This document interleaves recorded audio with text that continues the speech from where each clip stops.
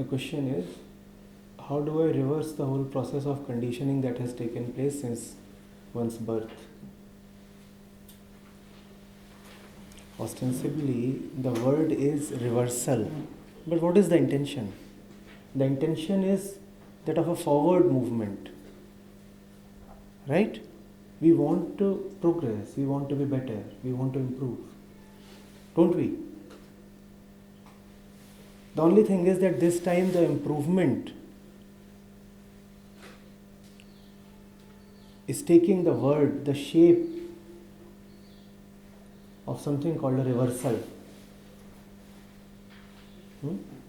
Alright. If behind this reversal, the intention is to improve, how is it any different from the entire thing that has been taking place, that took place over the last 20 years, 40 years, 60 years? You say you have acquired certain habits, patterns, tendencies.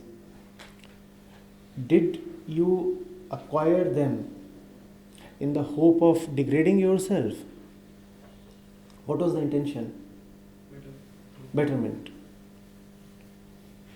Is not the same intention at work even now? Then you wanted to be better, so you acquired. Now you want to be better, so you want to de-acquire.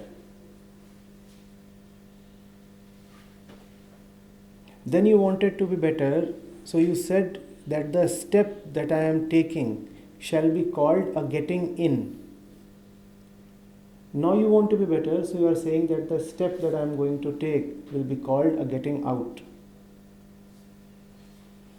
Yes, of course, the words have changed. The words have gone to the other end of the diagonal in meaning. Has the intention changed? What is the intention still?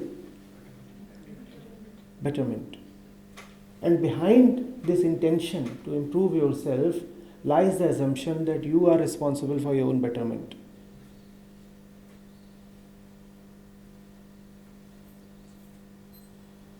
Now please don't say that, sometimes one does harm to himself, sometimes one does good to himself. All of that is in retrospect.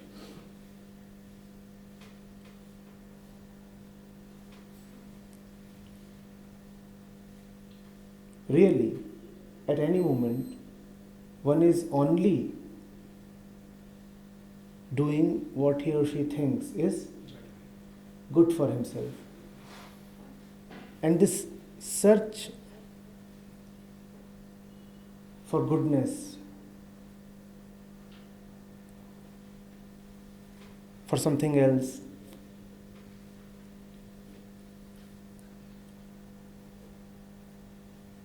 leads us to just one place, which is full of even more search.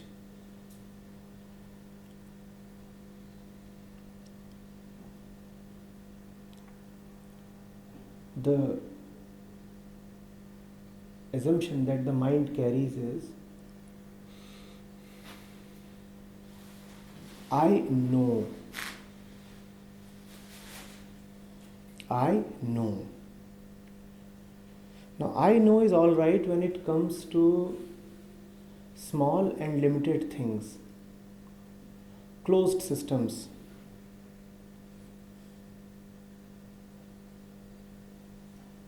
Things that have at least a dotted boundary. But I know is not at all applicable when you are dealing with something as immense as life itself. I know is not at all applicable when you are dealing with fundamentals, with love, with living,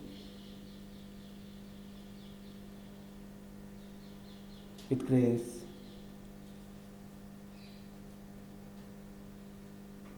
with innocence. with creation.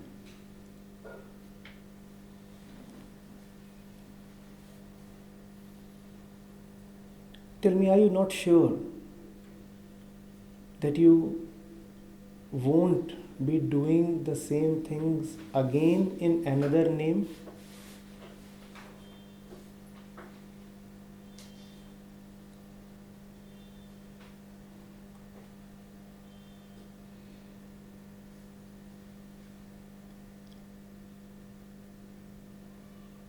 Please. You hobble to the left, you hobble to the right. Has the hobbling changed? A drunkard drives up the road, then he takes a U-turn and drives down the road. Have the chances of an accident reduced?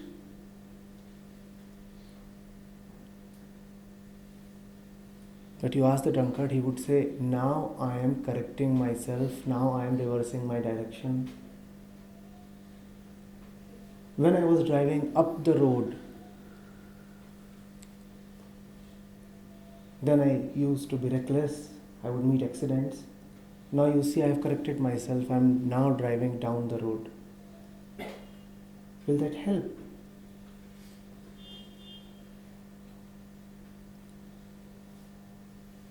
What befits the drunkard?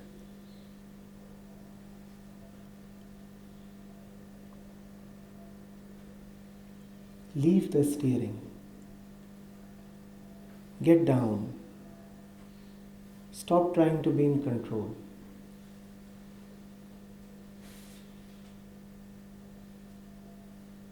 In fact, the drunkenness and the desire to hold the steering are one and the same.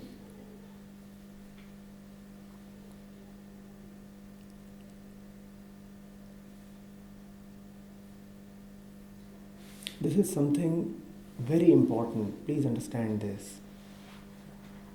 We all are well-meaning people. In our own eyes, to the extent our consciousness allows, we all desire good to ourselves, don't we? Anybody who deliberately wants misery, suffering, pain, anybody who deliberately wants these, yet you see that the world is full of these. Yet you see that life has become synonymous with these. Now why does that happen?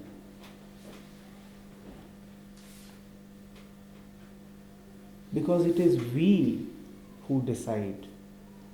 We decide that pleasure is important and we decide on the methods to get that pleasure. We decide what is right for us and then we also chart the course.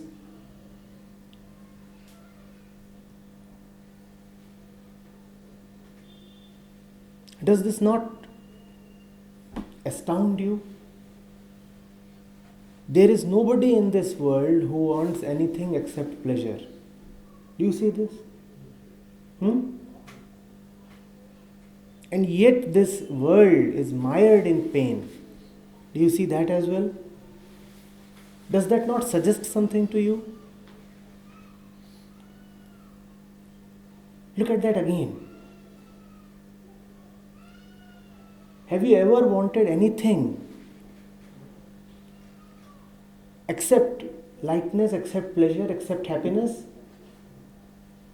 And what do you get?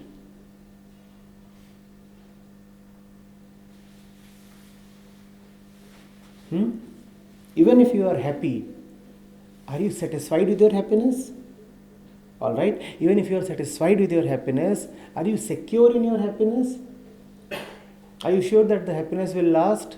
Are you sure that you don't need to defend it? So even when happiness is there, it leaves an unpainted corner.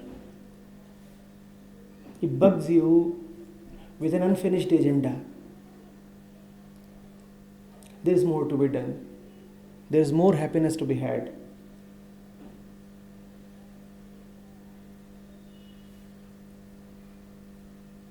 Why do we fail? And if we fail, why don't we pay attention to our failures?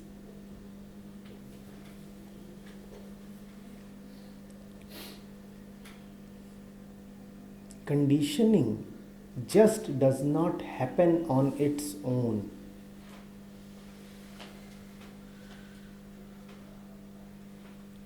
Conditioning is always a purchase.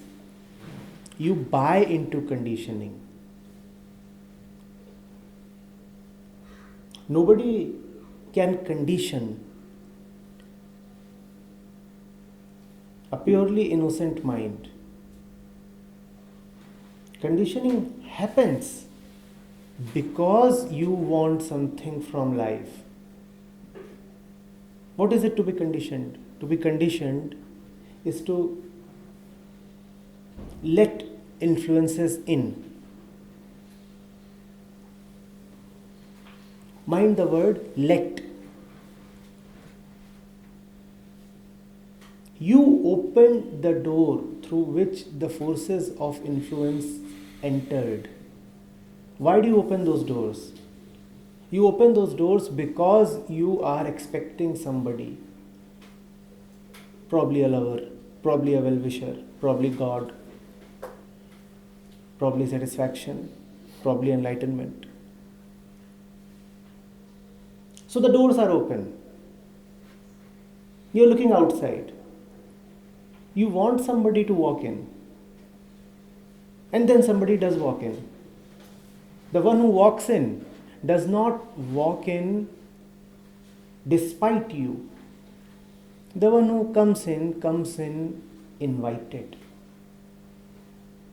You are the one who asks him in. You say, please come in. You are probably the one who will deliver what I am looking for. And thus enters conditioning. You wanted something and that was provided to you. Now you come up and say, you see sir, we all are conditioned to do these kinds of jobs. We all are conditioned to lead such lives. We are conditioned by religion. We are conditioned by our monotosity. You say, we can't even think freely. Media, contemporary culture, education, they have totally occupied us. Do you know how media entered? You said, I'm bored, I want excitement.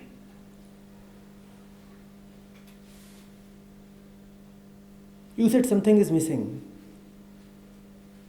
You said peace is not sufficient. Something more is needed. In came entertainment.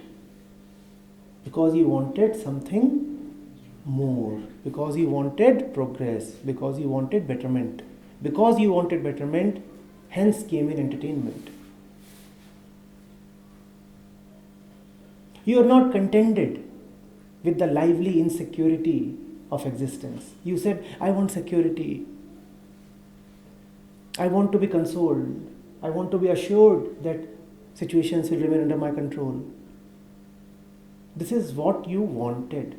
In came a secure job. In came marriage. In came many other institutionalized relationships. They did not gate crash. They are not here uninvited. They came in because you found it apt to have them in your life. Now the same job suffocates you. And you find yourself unable to quit. And then you say, I'm conditioned to continue. This job is the culprit.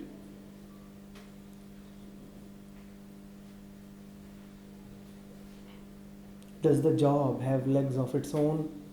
Is the job on a deliberate mission to destroy you? You wanted security, right? Because you wanted security, hence you were handed over a proper instrument which at least promises security.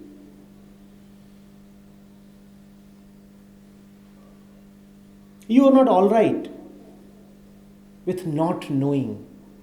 You are not all right with the thrill, with the adventure that life is. You are not all right with an unpredictable tomorrow. You wanted to be sure that you are in the driver's seat, that you hold the steering.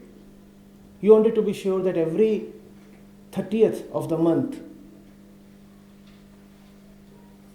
you will land an assured check. So you got what you wanted. You said life without an assured check is not quite fun. It would be a betterment if I know for sure that a particular amount of money is guaranteed. It would be a betterment. So you got the betterment you wanted. Now why do you cringe and cry?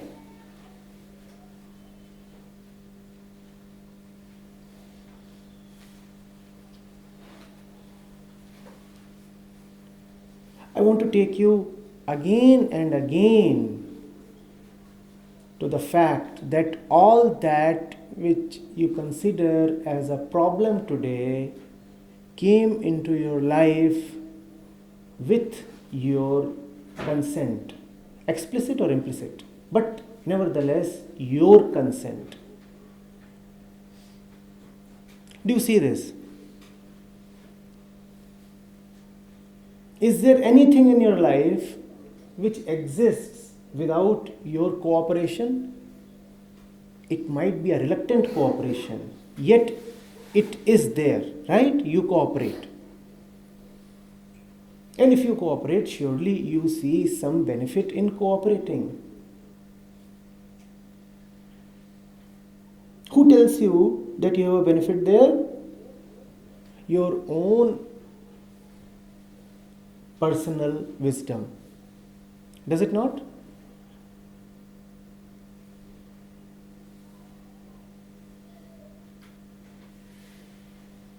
You see, we don't have tremendous problems of any kind. What are the problems that we face? Somebody wants a house, the house is not forthcoming. Somebody wants better relations in the family. Somebody can't get the kind of money he aspires. Somebody is after a man or a woman. Somebody feels jealous of someone he competes with.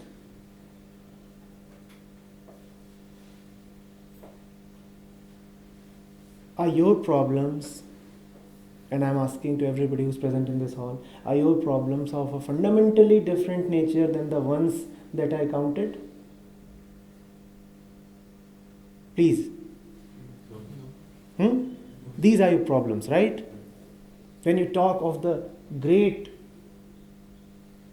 loads on your minds, this is what you mean. The bank balance, the car, the relationships, the fame, the money.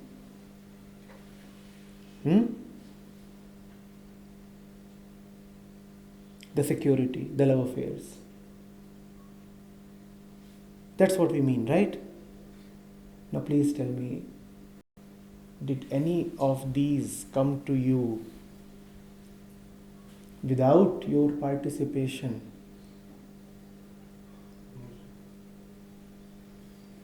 Were it not you who signed the joining letter? And how were you feeling when you were accepting that job offer? You would have come back and thrown a party. You would have received congratulations and experienced your heart swell. The same woman that you now feel allergic to was once the apple of your eye. Remember the day she accepted your proposal? Remember the day you got married? How was that day? How was that day? You were a winner in your eye, right? Yes. You got what you wanted.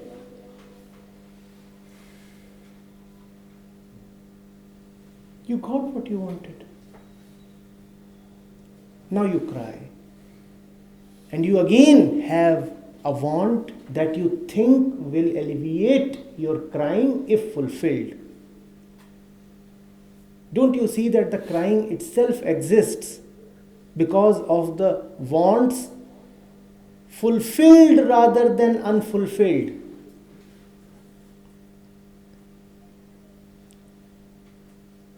Today you say that your job sucks. Which job? The one that you didn't get? Or the one that you got? Come on, please. Today you say that your husband is a monster. Which husband? The one you are married to, or the 10 men that you couldn't marry?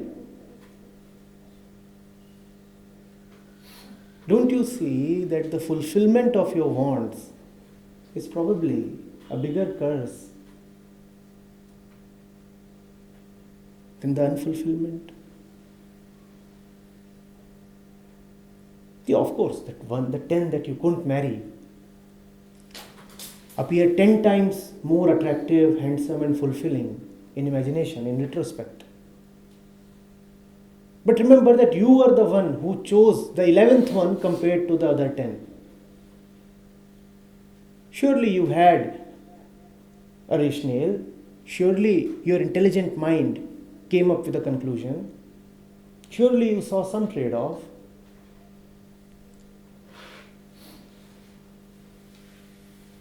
If today you find yourself in trouble, is it not your own decisions that have landed you in trouble?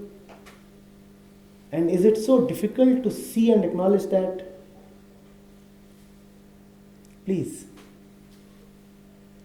let's not blame life, situations, paranormal forces, anybody else.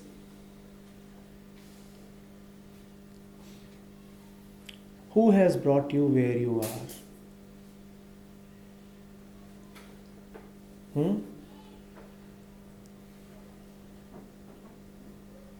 You may say you were helpless in many regards.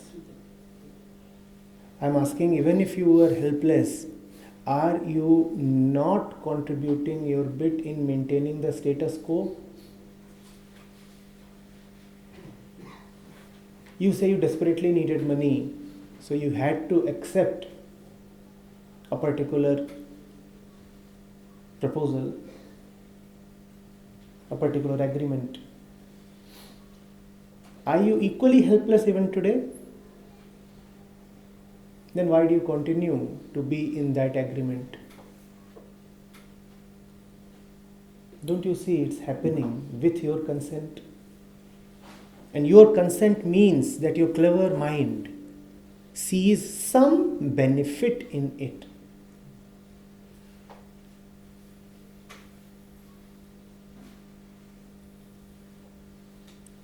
If there is one word synonymous with truth, with spirituality, with God, it is innocence. If there is one thing that existence laughs at, it is our cleverness.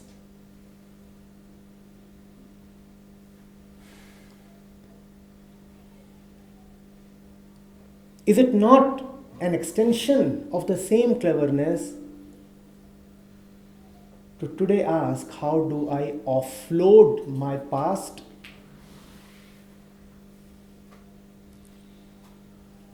We will know when to take up the load, and we will also know when to offload, right? Don't you see that both the decisions are coming from the same center?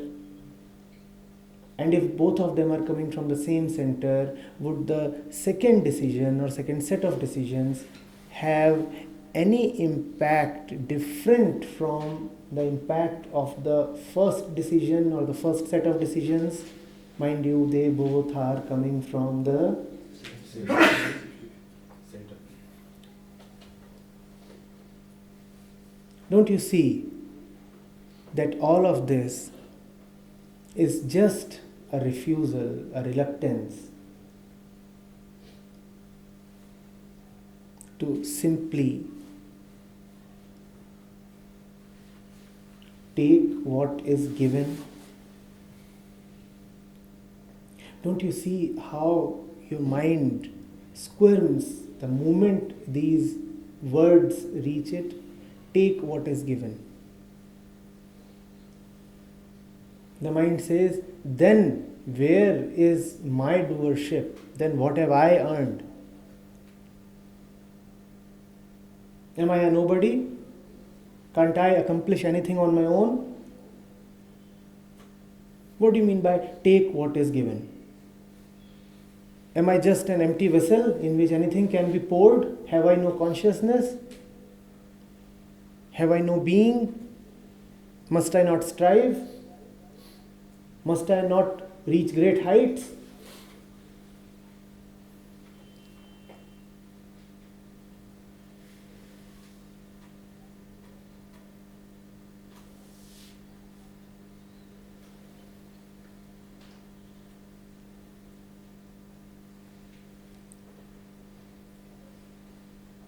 Spirituality is not about correcting yourself.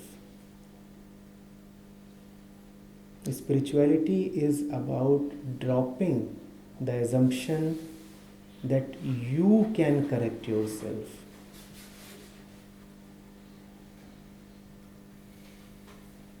Do you see the great difference? Spirituality is not about proceeding with an alternate life. Spirituality is not about taking a different set of decisions. It is about seeing that as long as you insist on deciding, you will keep getting what you have been getting. The funny part is that the more you find your decisions to be backfiring, the more you feel like deciding more. You see, you do not know how to drive, you do not know the way, and you want to reach somewhere. Have you seen how many times you decide? If you do not know your way, you need to decide every 2 minutes. Should I take left? Now should I take right?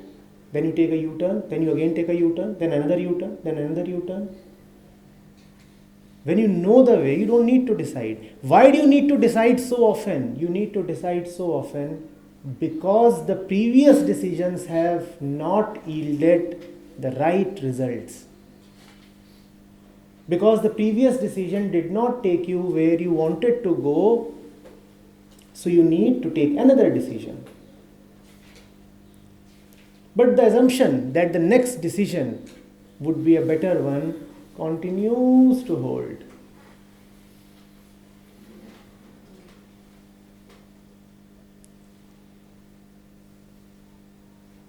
It goes totally against our intuition, does it not? That betterment is not possible. that you don't need to try to improve.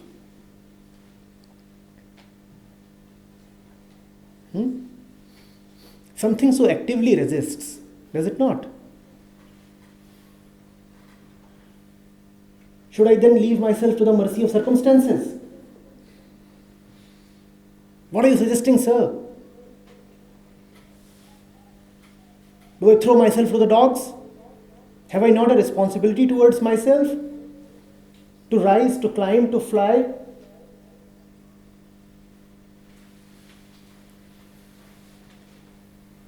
Do you feel that? Do you feel that from within? That resistance? I shall be the captain and the master of my life.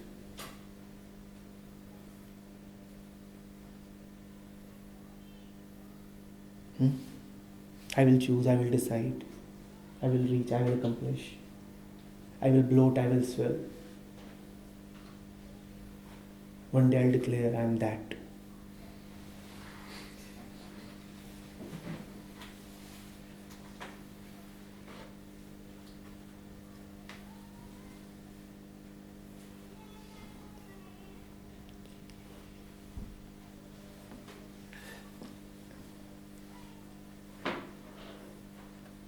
Come on, it's not a matter of me saying it. Are you experiencing that resistance? And it goes so much against our everyday experience, right? You find that it's hot. You take yourself as responsible to get up and switch on the fan or the air conditioner, right? So you say, if I'm in discomfort, who else is going to come and help me? Who helped me? Myself. So that must be applicable in the larger matters of life as well. I felt thirsty. Who got up to fetch the water? Who? Myself. So all these daily experiences prove that in everything that is to be done, I should be the decider, the executor.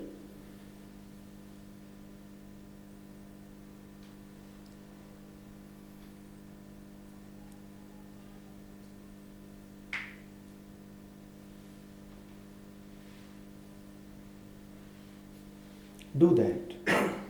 But just as you continue to dwell in memories all the time, kindly go into memories once again and see what your decisions have contributed to. In particular, look at your frustrations of today and see whether they have not come from your own decisions.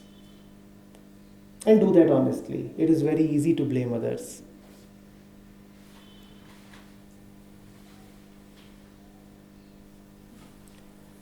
In fact, the more the expectations you had, the more the investments that you put in a particular decision, the greater is the frustration that it brings in its wake.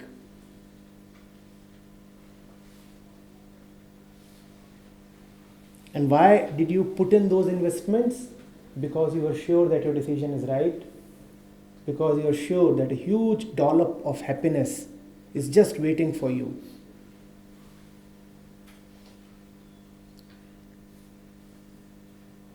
Happiness is about to arrive. It's asking for a price. Let me quickly pay that price.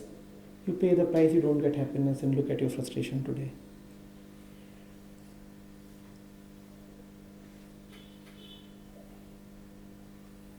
Where is that magnificent life that you thought of when you were in college? Where is that Prince Charming?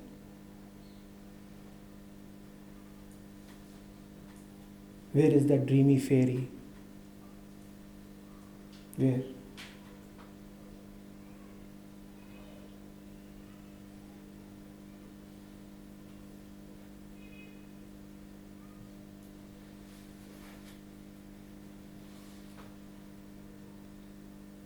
There's nobody here who would not have thought of having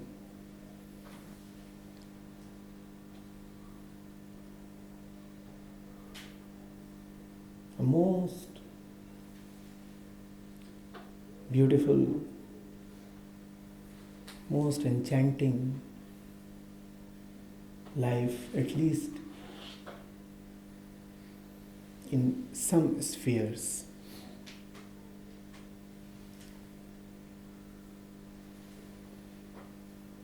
Where your desires are, there your investment is. Where your investment is, there your frustration is.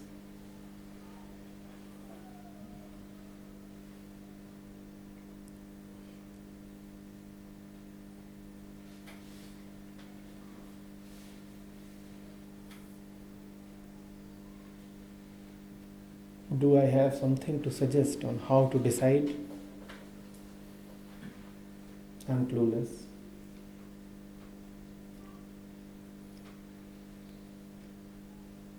I do not know the way ahead. But I would advise, please see where you are standing.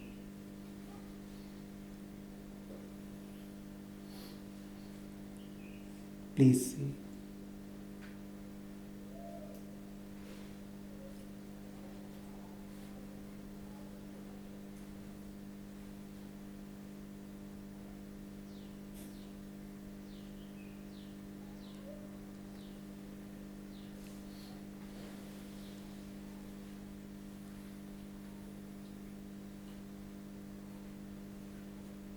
If you could see what is there in the tumbler in front of you,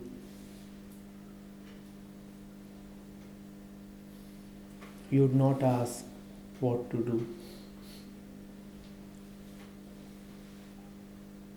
If you could see that the house is burning, you would not ask what to do.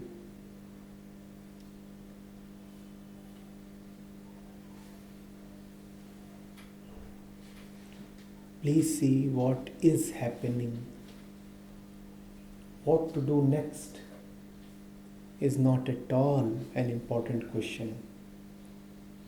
What to do next is the direct result of realizing what is.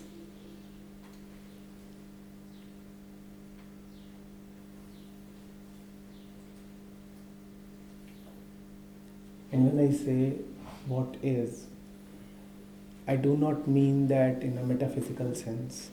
I'm not talking about God. I'm talking about the current situation of your life.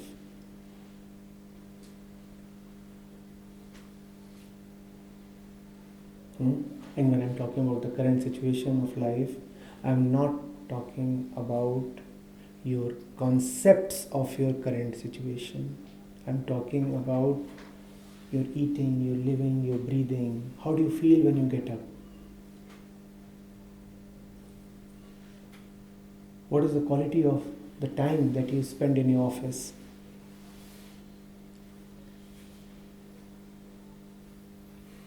How is it to struggle through the traffic every evening?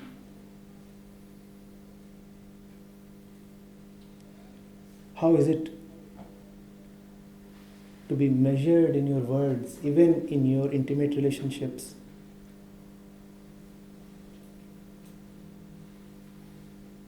How is it to be guarded even against your wife?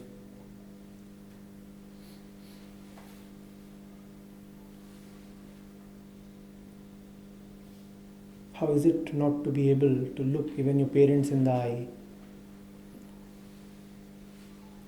How is it to feel nothing for the birds, the animals, the neighbor?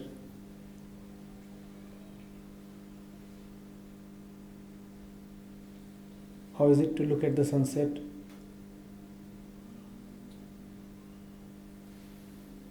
and feel nothing in the heart, as if the eyes have glazed? Have you looked at the eyes of a dead man? Have you? You must. The eyes might be open, but something, just something, goes missing. How is it to look at the world with those eyes?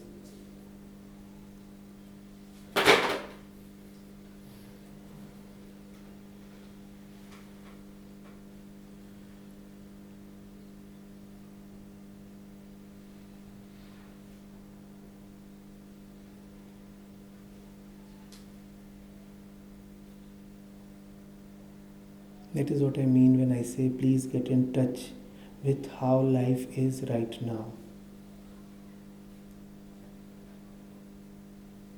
And then you will forget all your questions about tomorrow. Then you will forget all your questions about the beyond.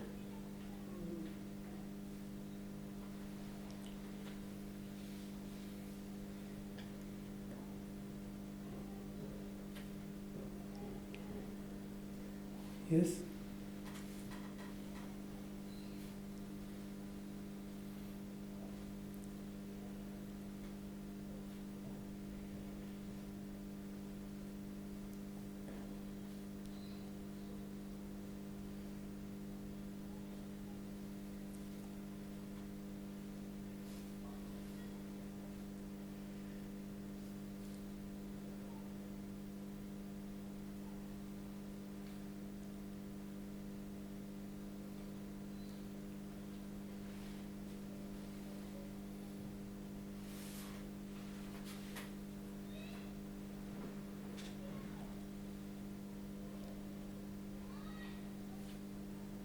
You see, what is conditioning?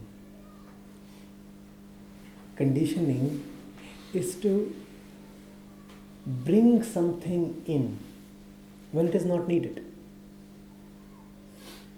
Conditioning is to ask for security when security is not needed. Conditioning is to ask for more freedom when absolute freedom is already there.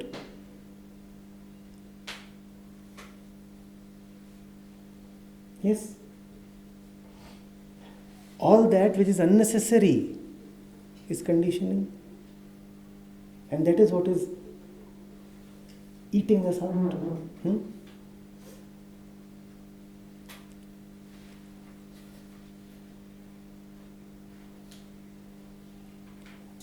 I looked at us in this very moment and I noticed a few things.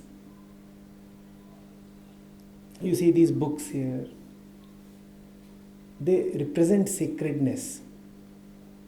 Yes? Sacredness. And sacredness is obviously something important, is it not? So it becomes incumbent upon us to be carrying sacredness with us.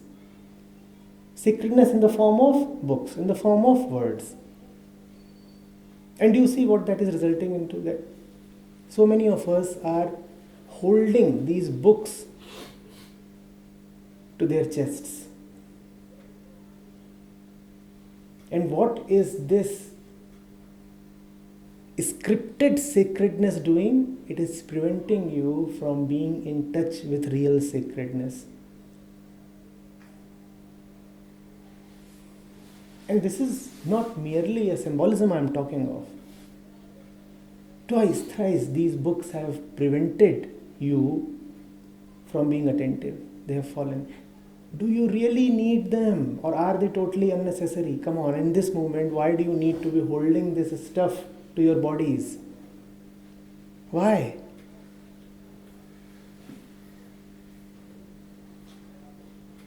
Has it come up on its own will? Did the books spring up from the floor and get glued to your bodies? You must have thought it important, right? Why do you give so much importance to so many things? Come on, please. Go into this instance itself. Look at all that you are holding in your hands. Is it really necessary? and see what it does.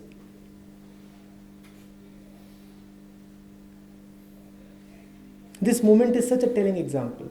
The deeply you go into immersion, the more meditative you become, the more are the chances of these books slipping down from your hands. And when they fall down on the floor, what happens? The flow suddenly gets interrupted.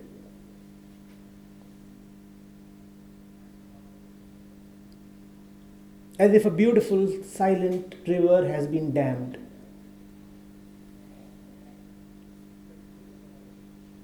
As if somebody has crudely thrown in a rock into a still, silent pond. And then so many ripples, unnecessary noise. And why? Because you are clutching to something that is not needed, and that something that you are clutching to is not a cookbook, is not a travel guide, is not an entertainer. It is with you because it is supposed to be sacred.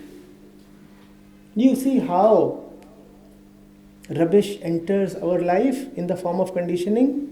Rubbish enters by wearing the garb of sacredness. Only that is sacred which is opportune in the moment. Only that is sacred which is in the moment, belonging to the moment, necessary in the moment. That is the definition of sacredness. We even had our friend at the back reading a book while the session was going on. You might be reading a most sacred book.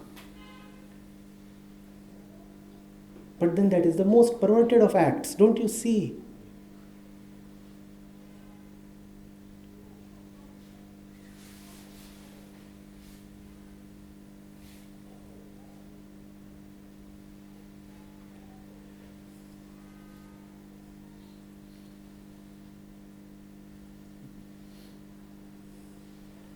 If you are drowning, would you hold with one hand your sacred book to your chest?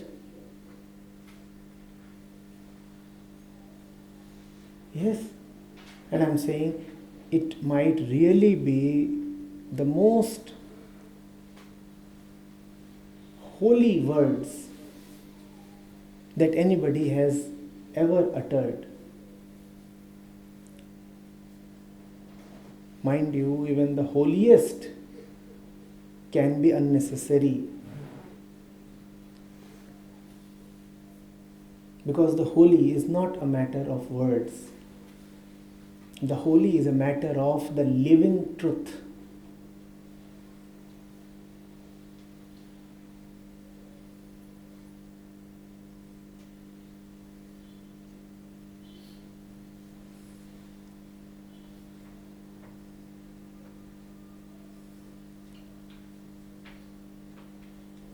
It is not a matter of what you think, it is a matter of what is.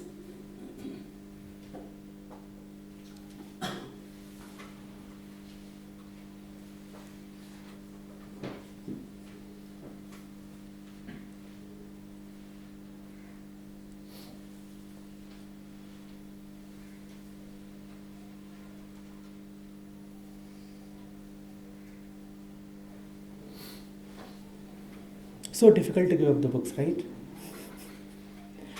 Do you see what the books represent in this movement? Don't you see? The holy that you are clutching to. The family is holy, the responsibilities are holy, the religion is holy, the gods are holy, the nation is holy.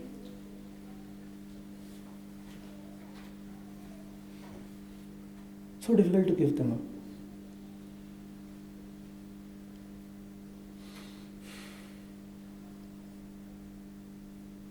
Now, having given them up, do you feel lighter? Or do you feel tensed? Somebody might steal your holiness.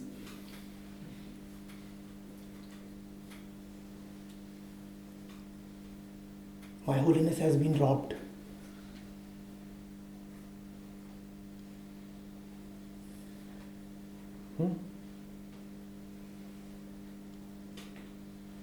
Somebody stole my sacredness.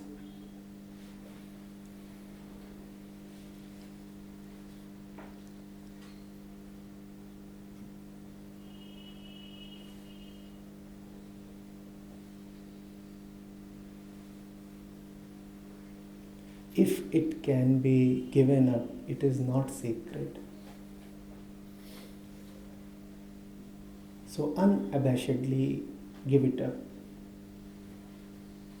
If it can be given up, it was anyway not sacred.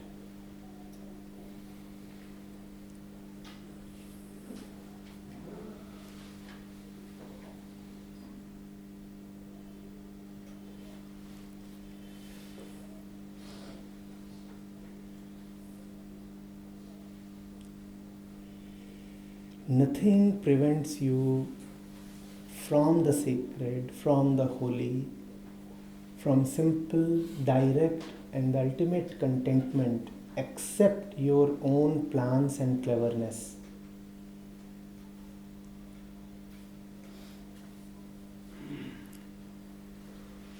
The more deeply you believe in your plans, the more you should be assured of your total foolishness. And hence, the more convinced you should be that you are entering deep and deeper trouble.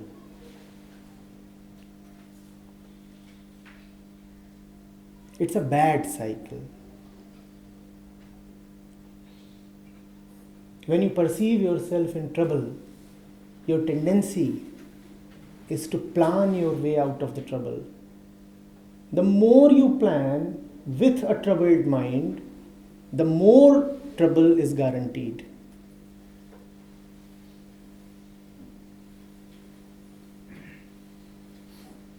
In your moments of lightness, assuredness, do you plan? You plan when you feel threatened. You plan when you are besieged, attacked.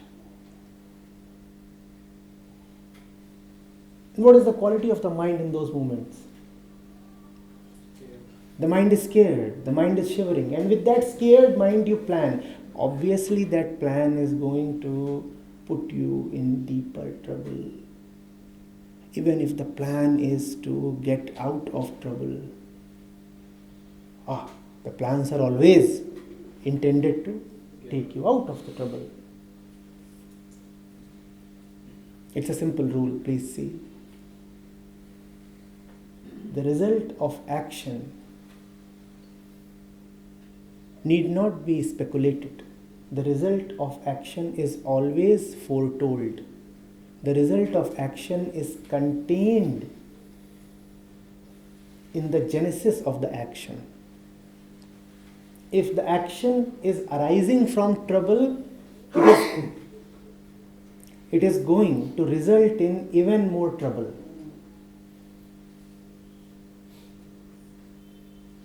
Can you see that? If the action is arising from fear, it will lead to even more fear. If the action is arising from hatred, it would breed even more hatred. Where are your actions coming from? And why do you need to wonder what the result of these actions would be? Where are your actions coming from? If your actions are coming from insecurity, unfortunately, more insecurity awaits you. The fun is, the remedy is, when even in the middle of insecurity, you work from security. You act from a point of assurance. That goes so much against our training, our instinct and our intuitions. When threatened, we react. And to react is to feel threatened. When threatened, we simply cannot respond from a point untouched, from a point isolated.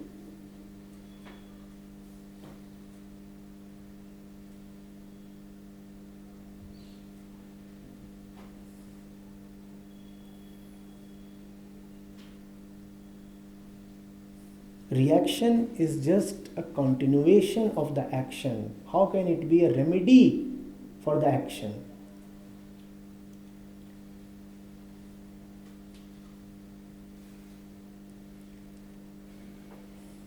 We don't simply have an insulation.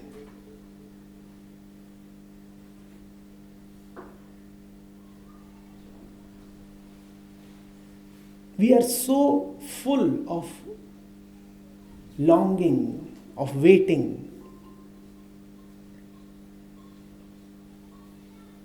that the doors are always thrown open. Even when they are closed, they are just ajar.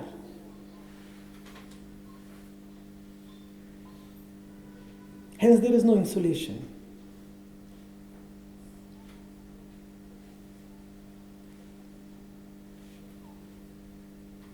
The situation is designed to threaten, you start feeling threatened. The situation is designed to make you confirm, you start confirming.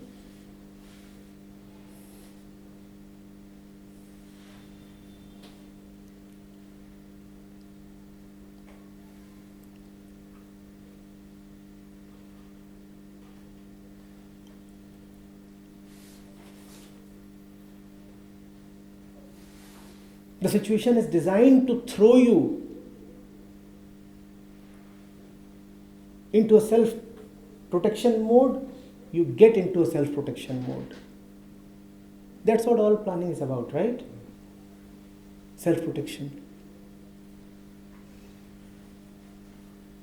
It does not help. It cannot help.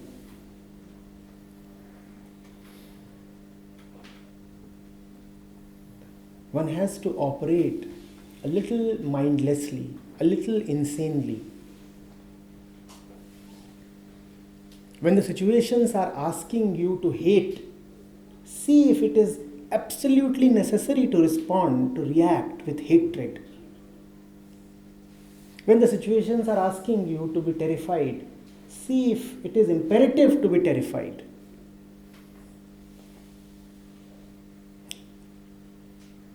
Why have the saints always said that you must return hatred with love? Why did they have to say that you must offer the other cheek when one is slapped? It is not out of morality. It is not some kind of artificially enforced compassion. It is a matter of great beingness. It is a matter of being located in oneself. I am not compelled to react.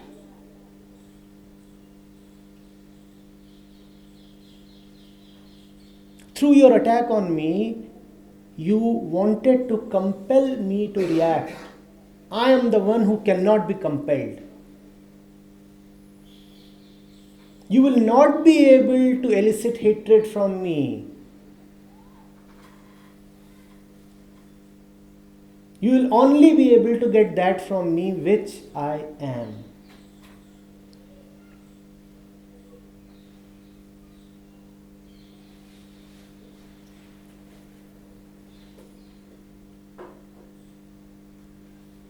If you believe that you are conditioned, then all your efforts to decondition yourself are arising from a center of, and the fruit of action is just the same as the genesis of action, the center of action. If you want to decondition yourself, surely you believe that you are, if you are conditioned, if that is your belief and identity, then what will be the result of all actions taken from this belief? they will further the conditioning. Conditioning came in the first place wearing the robe of a helper, of a well-wisher. This time again conditioning will enter, wearing the mask of deconditioning.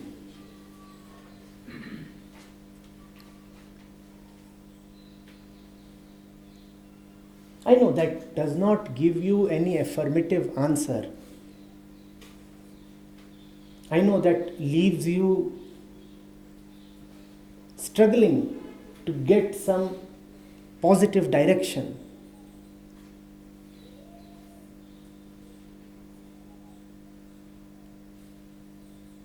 But as long as you want a direction, it is a proof that you still feel lost.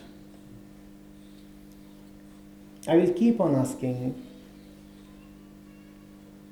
to inquire whether you are really lost.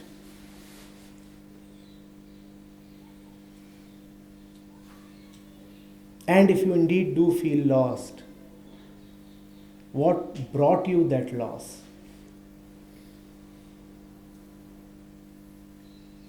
I will not answer a question that takes loss as a given, that takes loss as a reality. I am not going to participate in a discussion that is taking loss as an imperative.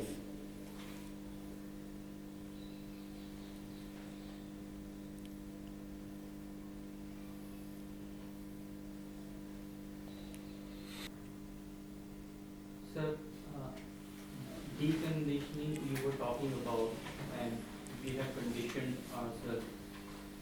So when I think of that, to decondition myself, I need to be honest, as you said, that these are the things which I want to decondition. It's the kind of conditioning I got right from the childhood.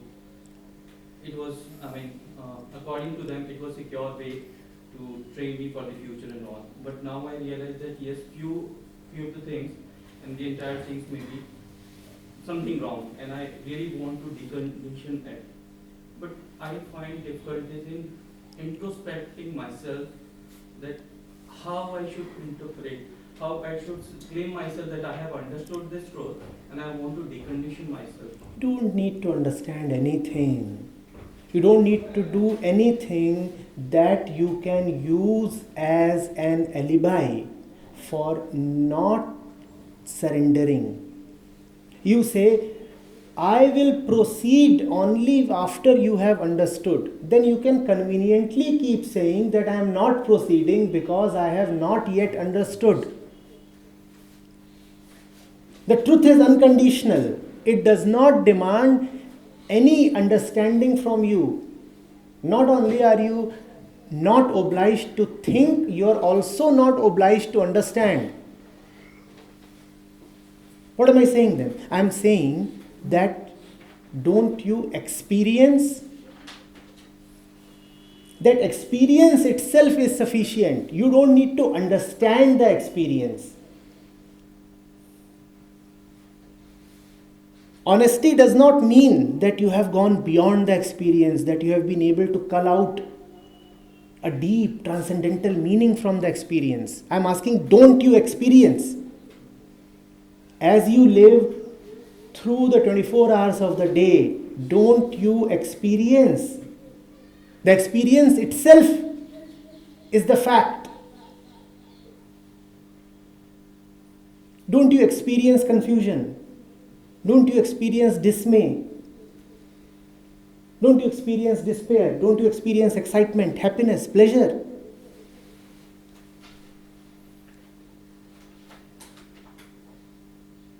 Why hide it? Why say that the experience is not sufficient? I need to understand something beyond the experience. Why do you say that? Who has taught you that the truth has to be complicated? It is not complicated. If you are feeling resentful right now, that is it. You got it. Now you don't need to say that this is a sacred conversation and hence you must not be resentful. You feel bored, you feel attracted. And that is sufficient. What else do you want to know? Only this can be known. But you say, I want to know the truth. You want to know that which cannot be known, and you just don't acknowledge that which is so easily available for knowing. Your day-to-day experiences. Don't you see your dishonesties? Don't you see how your heart shrinks? Don't you see how hope is aroused within you? Don't you see that a couple of times in the day you feel like crying? Now what do you want to understand? What is left to understand? This business of understanding is just an escape. This effort to reach a truth beyond your daily life is just a dirty escape. It is an escape from facing and acknowledging the realities of your moment-to-moment life.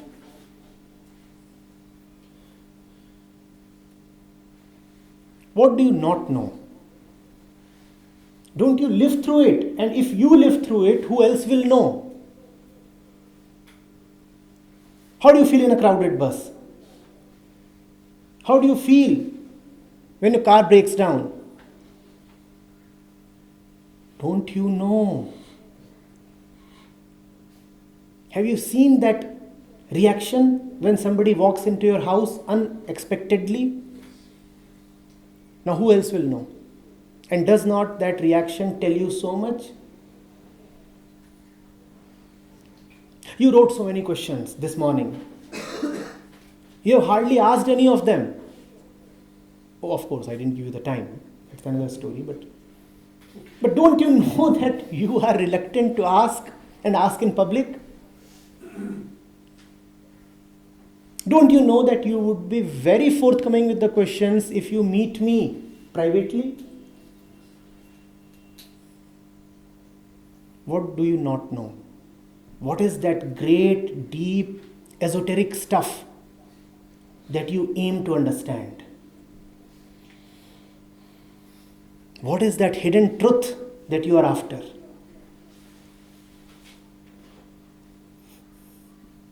You cringe, you cry. You are soaked in despair. And then you say, I want to know the truth.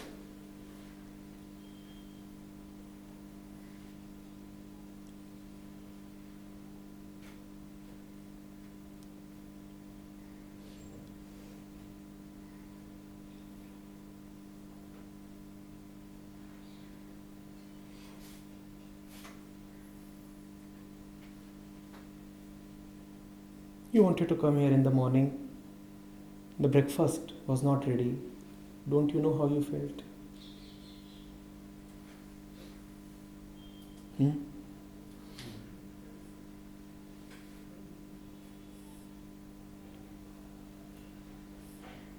Somebody might be feeling sleepy. Now, if you are not hell-bent on suppressing that immoral feeling of sleep, you would know what this sleepiness is all about. But you would not know. You would say, oh, this is something bad. This is a sacred dialogue. How can I feel sleepy? I cannot commit this immoral act. And because you say that you cannot commit this immoral act, hence you gloss over the very act of sleepiness. You say, I'll not acknowledge it. It is not happening. Hence, when the neighbor will elbow you to wake up, you will say, who is sleeping? I'm not sleeping. Don't you see that happens? Do you even honestly acknowledge that you are sleepy? But you say you want to know the transcendental truth.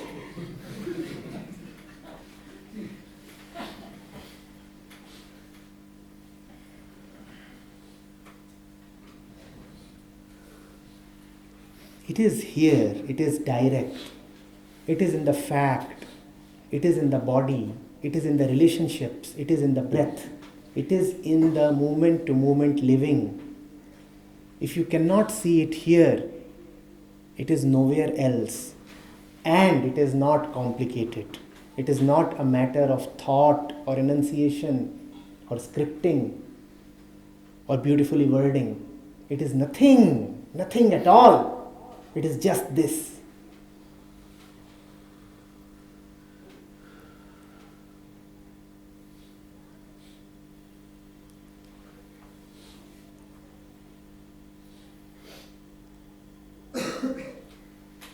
But just this appears so painful.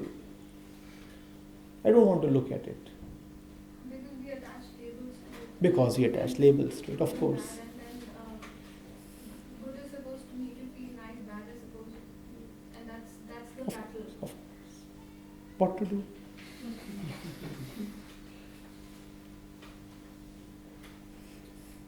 You see, it's like bad breath.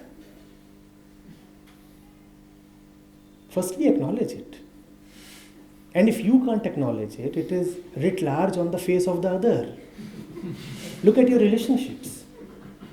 You will find yourself, the fact of your bad breath, in the face of your relationships.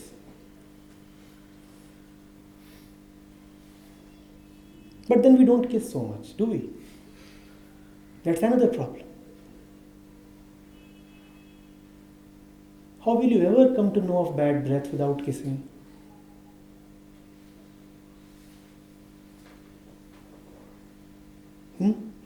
It will remain hidden. How will you come to know of your possessiveness? Unless your girlfriend starts seeing someone else.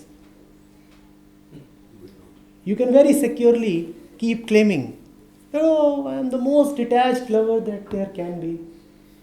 Because you know that she is attached to you. So you can continue to claim detachment. The day she starts eyeing someone else, then you see what happens to your detachment. Then you come to learn of your bad breath, of your possessiveness.